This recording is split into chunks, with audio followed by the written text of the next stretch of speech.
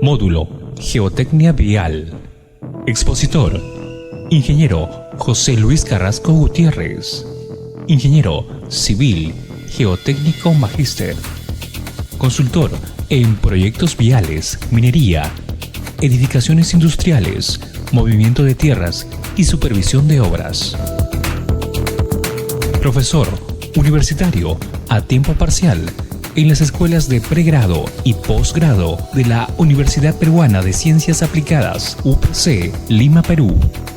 Expositor a nivel nacional en diplomados y cursos de actualización profesional en geotecnia. Gerente general en GeoAndes, Ingeniero SAC.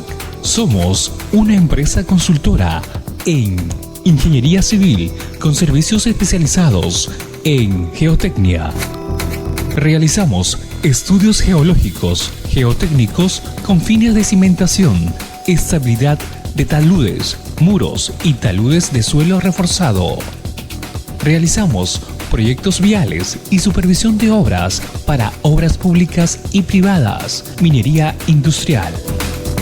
Catedrático de la UPC, escuelas pregrado y posgrado. Ingeniero senior de proyectos geotécnicos. Buenaventura Ingenieros S.A. Elaboración de proyectos de ingeniería para el sector minero e industrial. Elaboración de estudios geotécnicos desde estudios conceptuales, factibilidad, ingeniería básica y de ingeniería de detalle. Diseño de presas, de relaves y o de agua, depósitos de materia estéril, pad y pilas de lixiviación de minerales, plataformas de facilidades de mina y movimiento de tierras. Estudios geotécnicos con fines de cimentación, diseño de estabilidad de taludes, análisis de infiltraciones, mecánica de rocas y caracterización geomecánica.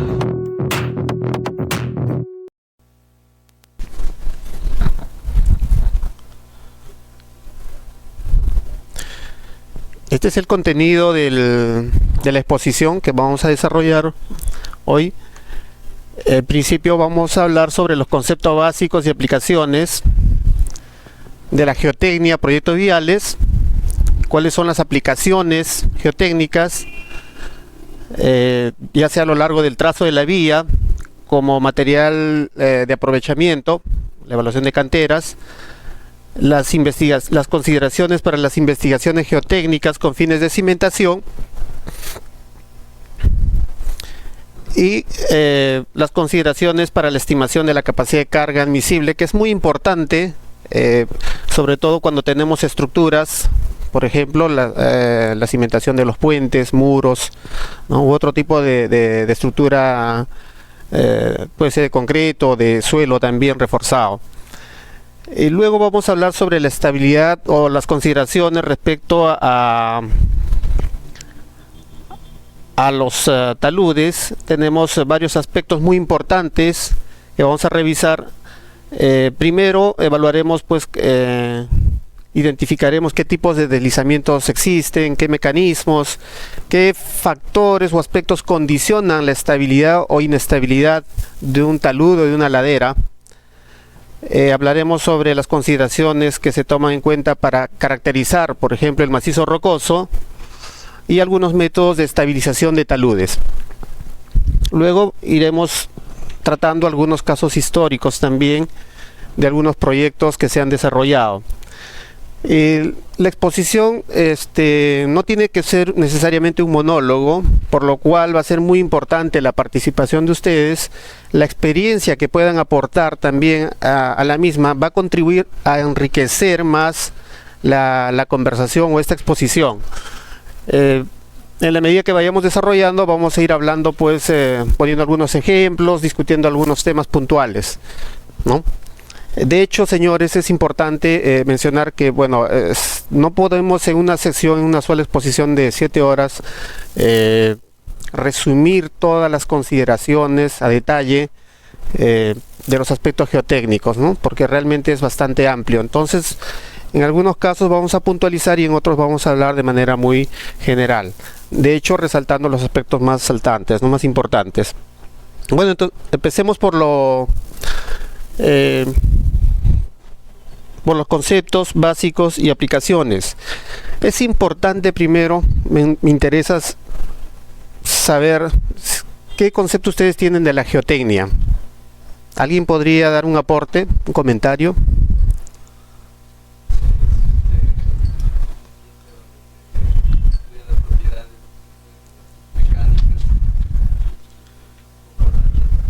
Correcto, muy bien. Es una ciencia que se dedica a estudiar las propiedades físicas, mecánicas y el comportamiento de los materiales. Pero cuando hablamos de geotecnia, no estamos hablando solamente de suelo, porque estamos acostumbrados básicamente a relacionar al suelo, ¿no? Cuando hablamos de geotecnia, en realidad estamos englobando también en las rocas. Entonces, ¿qué es la geotecnia? ¿No? Es una ciencia que estudia, como bien lo ha dicho usted, el comportamiento de los materiales, ¿no? Sus propiedades, de manera que podamos utilizar según nuestra conveniencia. Veamos ahí, entonces he puesto dos imágenes, dos taludes de una carretera. En una se aprecia que el corte es en suelo y el otro en roca. Este conjunto se denomina también macizo rocoso. ¿Cuándo se denomina macizo rocoso? Cuando la roca está acompañado, de hecho todas las rocas tienen discontinuidades o fracturamientos, ¿no? Pero la geotecnia no solamente estudia el comportamiento de los suelos, sino también de las rocas, porque en la naturaleza tenemos ambas cosas. Entonces, cuando hablemos de geotecnia, estamos hablando del global, del conjunto, ¿no? De los suelos y las rocas.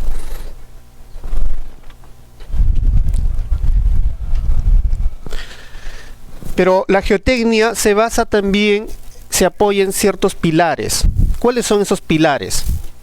Imagínense ustedes, acá vean la diapositiva, esta imagen, ¿no? ¿Qué pasa si ustedes como ingenieros se van ahí, como estos ingenieros que están parados frente a este talud, y el problema es, bueno, lo que se tiene que hacer ahí es una ampliación de la vía, y les dicen: ingeniero, ¿qué es lo que tenemos que hacer? ¿Qué recomendaciones para ampliar la vía? De tal forma que el trabajo sea seguro y que tengamos un talud final estable, ¿no? Entonces, si no tenemos los conocimientos necesarios, probablemente no vamos a poder ni opinar, ¿verdad? Entonces, vamos a estar ante una incógnita. Pero para ello, ¿qué se necesita? ¿No? Se necesita el conocimiento de los fundamentos teóricos, o sea, los conceptos, que es la mecánica de suelos, conceptos, la mecánica de rocas. Por otra parte, también es bastante importante la experiencia práctica. ¿Qué quiero decir con ello? Que bueno, la experiencia práctica se construye poco a poco, día a día, ¿no? Justamente en obra. Sintiendo cómo es el suelo, palpando, ¿no? Cómo es la roca. La curiosidad es muy importante para poder identificar, inclusive hasta el olor, para determinar si el material es orgánico, por ejemplo. Entonces, la experiencia hace mucho, como en todo en la vida, ¿verdad? Entonces, pero en geotecnia es vital. Otro aspecto es el conocimiento de la geología aplicada. De hecho, existe toda una especialidad que es la geología, muy amplia, ¿no? Y que tiene también muchas especialidades, pero a nosotros como ingenieros civiles nos interesa conocer algunos aspectos básicos, por ejemplo, el proceso de formación, ¿no? El proceso geológico de formación de los suelos y las rocas, cómo se han formado los suelos y las rocas. Y aunque parezca básico, en realidad no lo es, porque el solo hecho de entender cómo se han formado los suelos y las rocas nos va a permitir entender cuáles son las consideraciones, qué está pasando con el material. ¿Es un material suelto? ¿Es un material compacto? Entonces, solamente el hecho de entender cómo se ha formado nos va a permitir entender también o dar una idea de cuál es el comportamiento de ese material, inclusive desde su aprovechamiento. O sea, de acuerdo a su formación yo diré: este material puedo aprovechar. ¿Por qué? Vamos a ver enseguida y vamos a hacer algunos esquemas gráficos para poder entender esto que parece tan básico, pero que es muy a la vez muy importante para poder digamos tomar decisiones atinadas en el día a día en un proyecto, porque no necesariamente tienen que ser ustedes especialistas en geotecnia, ¿no? Como ingenieros sí tienen que tener la capacidad suficiente y el criterio necesario para poder tomar una decisión o recomendar inclusive, ¿no? Pero ¿sobre la base de qué? Sobre la base de cierto conocimiento básico. Bien, entonces está también otro aspecto importante, ¿no? La prueba, el ensayo de laboratorio. Es muy importante saber cómo se comporta, cuál es la resistencia, cuáles son las propiedades de los materiales.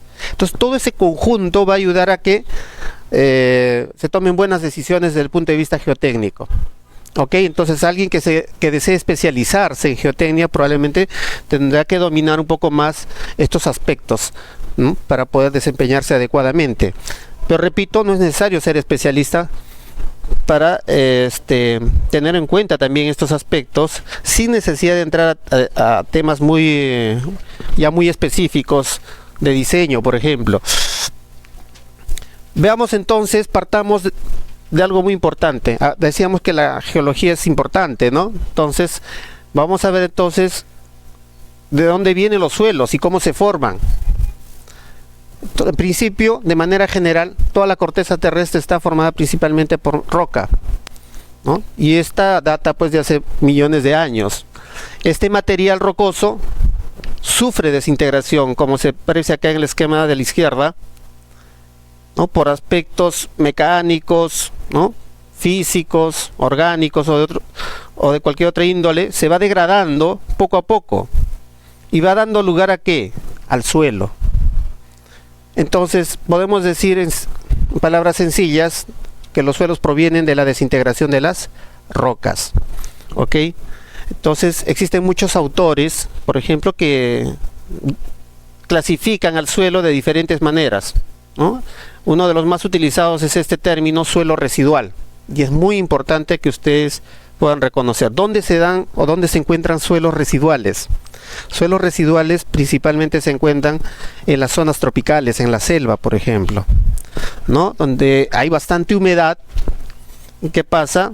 La roca que estaba ahí inicialmente se ha descompuesto y tenemos una potencia, un espesor, o se encuentra en la selva, podemos ver espesores de 5, 10, 15, 20 metros de potencia de suelo. Pueden ser suelos arenosos, dependiendo del origen de la roca, ¿no? Si es una arenisca o si es una lutita, por ejemplo, ¿no? Que dan origen a suelos arcillosos en este caso. Entonces podemos tener capas de 20 metros de arcilla. Y esos suelos se denominan residuales. ¿Por qué? Residuales se denominan así aquellos que no han sufrido transporte, o sea que se han formado en el mismo lugar. Esos son los suelos residuales. ¿Ok? Entonces estos suelos residuales tienen ciertas características.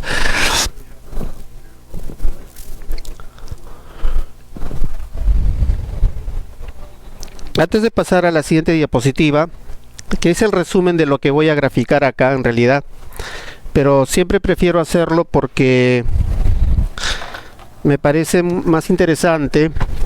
Voy a dibujar el perfil del terreno.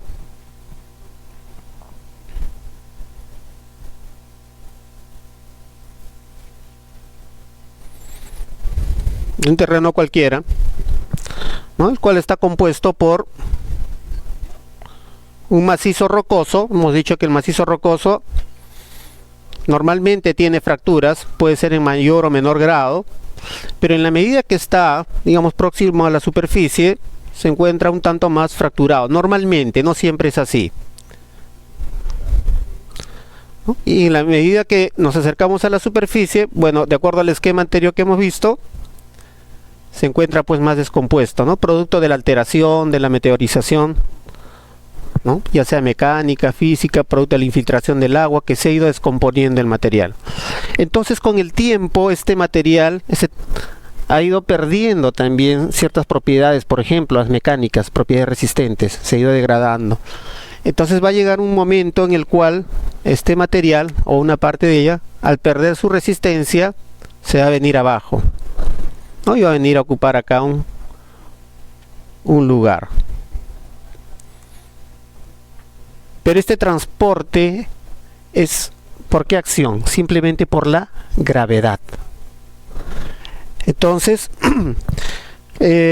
habíamos dicho los suelos que se forman en el mismo lugar, ¿cómo se denominan? Suelos residuales. Suelos residuales.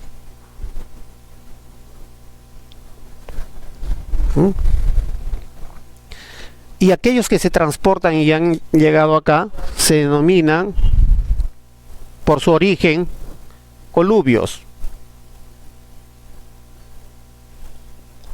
Son suelos, ¿no? Suelos coluviales. ¿Qué es el coluvio entonces? Es el material, ¿no? Producto que ha sido transportado, pero por acción de la gravedad, solamente por la gravedad. Entonces imaginemos ahora un material que se ha venido de arriba por gravedad. ¿Es un material consolidado, cementado? Es suelto, ¿no? Sobre todo si es un derrumbe reciente, es suelto, ¿no? Inconsolidado. ¿Qué pasa cuando este material traerá pues piedras grandes, material más fino? Entonces, ¿qué sucede? Ese material, ¿no? Tal vez los materiales más grandes irán a parar por acá, algunos por acá. ¿Es un material homogéneo o es un material totalmente heterogéneo, errático? Errático, ¿no? Inclusive muchos fundamentos de la teoría, de la mecánica de suelos, no necesariamente se ajustan, ¿no? A estas consideraciones, a este caso. Entonces tenemos un suelo totalmente errático. Vean entonces que por su origen, y solamente conociendo cómo se han formado, vamos entendiendo la naturaleza del terreno, ¿no? Por un lado, coluvios. ¿Cómo se llaman aquellos suelos que han sido transportados pero por acción del viento? Seguro que en algún momento eólicos, ¿no? Eólicos. En la costa, por ejemplo, ¿no? Predominan las dunas, los loes, que son suelos eólicos. Entonces un suelo, la característica de ambos, ¿qué cosas? Son transportados. En este caso el agente es el viento y acá la gravedad. Existen otro tipo de suelos transportados también. Si nosotros consideramos que este es un río, ¿qué trae el río? Arrastra material, ¿verdad?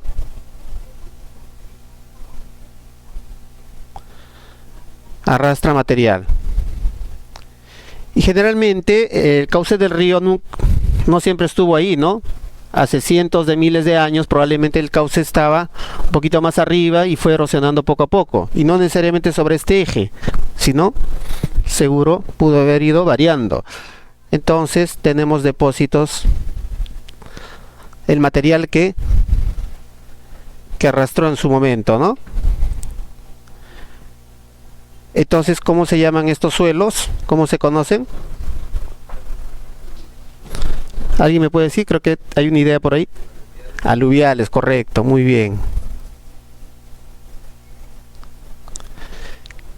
Pero como dijimos, el cauce del río pudo haber variado, ¿no? El cauce del río seguramente ha ido variando, ¿no? Entonces acá tenemos también, encontramos este tipo de materiales. A esta zona simplemente se conocen también como terrazas aluviales. Se puede describir como antiguas terrazas aluviales, ¿no? Un ejemplo, bueno, en Lima, por ejemplo, es un claro ejemplo el delta del río Rímac, ¿no? Que es justamente cubre todo el valle de Lima, que está constituido por ese tipo de material. Y eso se aprecia en una gran trinchera natural que es la Costa Verde, donde se ve el acantilado y se ve todo el perfil estratigráfico, ¿no? Bien, entonces acá ya tenemos una idea de qué material tenemos y cuál es su condición, ¿no? Desde el punto de vista de la consolidación, ¿no? Es un material heterogéneo. Acá, por ejemplo, ¿qué podemos decir de este tipo de materiales?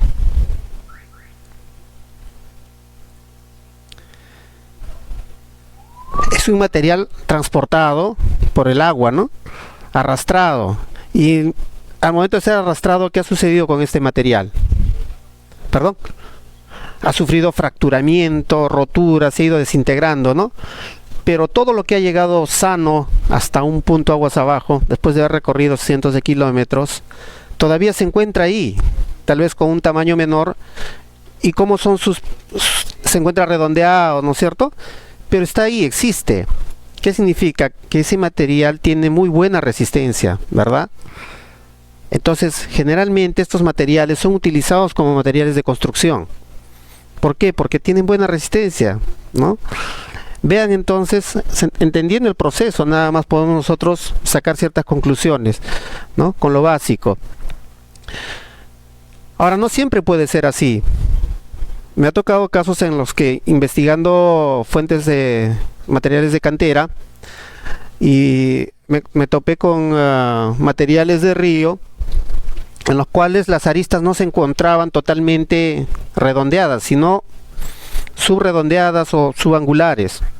¿Qué significa? ¿Qué puedo decir si tengo ese tipo de materiales?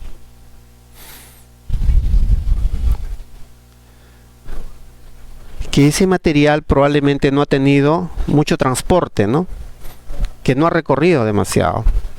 Entonces, ante esa circunstancia, yo tendría que averiguar si ese material es resistente o no, porque no sé si realmente es bueno.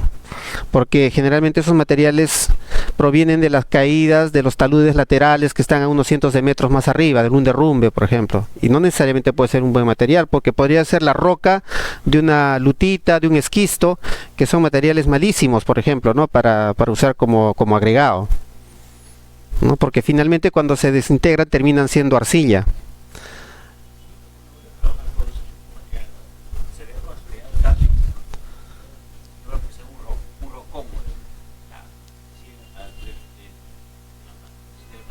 Ya.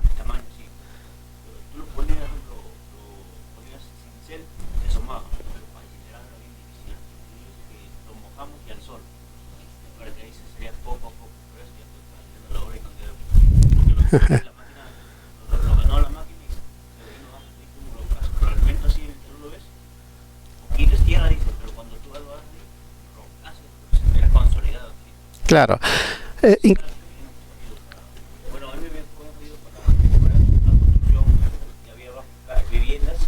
El objetivo era romper la roca para poder trabajar, para dar el talud. Era bastante dura. Sí, inclusive estas rocas a las cuales me refiero, los esquistos y todo, si están conservadas, no están alteradas, también son duras. Solamente que con el tiempo, con la acción del agua, estas tienden a deshacerse y finalmente terminan siendo, una vez alterados, terminan siendo suelo. ¿Pero qué suelo? Arcillas o limos. Entonces no es un material con muy buenas características, ¿no? Vean entonces los suelos residuales, los coluvios, los aluviales, entre algunos, ¿no? Existen también, por ejemplo, las morrenas, por ejemplo. Las morrenas son suelos que se forman debido al arrastre del hielo en las zonas altas. Producto del descongelamiento del hielo, este material arrastra el suelo que está superficialmente, ¿no? Algo parecido a los coluvios, ¿no? También es un material heterogéneo porque arrastra todo tipo de material, gruesos, finos, una mezcla de todo. Entonces, y tampoco es un material cementado, consolidado. ¿Ok? Entonces las morrenas son muy parecidas a los coluvios, solo que acá el elemento que arrastra es el hielo, ¿no? Que se está descongelando. Bien. En los valles interandinos normalmente tienen una característica, ¿no? Tienen una forma así de V, ¿no? Y generalmente en la parte baja pues está el río. En cambio los valles glaciares tienen una forma curva, cóncava, cilíndrica, ¿no? Por producto justamente de la forma que ha dado el descongelamiento del hielo, ¿no? Y que ha ido arrastrando el material.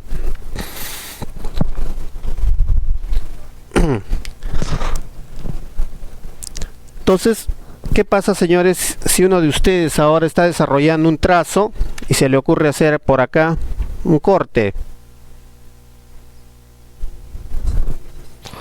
¿No? Entonces muchos geólogos inclusive cuando escuchan la palabra coluvio se asustan, ¿no? O le prestan mayor atención.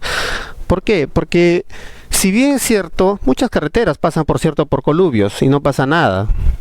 pero justamente hay que evaluar, hay que prestar mayor atención, porque si nosotros hacemos un corte de este tipo, podríamos activar o desestabilizar la ladera, ¿no? Entonces este material de acá que simplemente estuvo acomodado, podría venirse abajo, ¿no es cierto? Causando una inestabilidad total del terreno. Entonces habrá que ver pues qué tan antiguo es esto, si está cementado o no, si ha habido cierto proceso de consolidación también, ¿no? O de repente es un riesgo. En muchos casos, no, casos de coluvios o digamos de inestabilidad de toda una ladera, la solución ha sido reubicar el trazo. ¿Ok?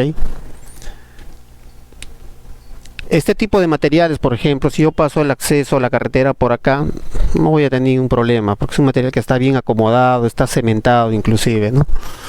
Pero acá habría que tener cuidado igual en las morrenas. En los suelos residuales en la selva, por ejemplo, ¿qué problemas tendríamos? Si tenemos suelos residuales, tenemos arcillas, problemas de baja capacidad de carga, problemas de expansión, ¿no? Y eso está ya bueno, para solucionar estos problemas están pues hay muchas soluciones, muchas alternativas. Entonces vean, señores, cómo entender la formación de los suelos me permite tener un mayor alcance, una idea de ante qué cosa me estoy enfrentando, ¿no? Frente a un problema determinado. Aquí podemos apreciar entonces un esquema de todo lo que he explicado.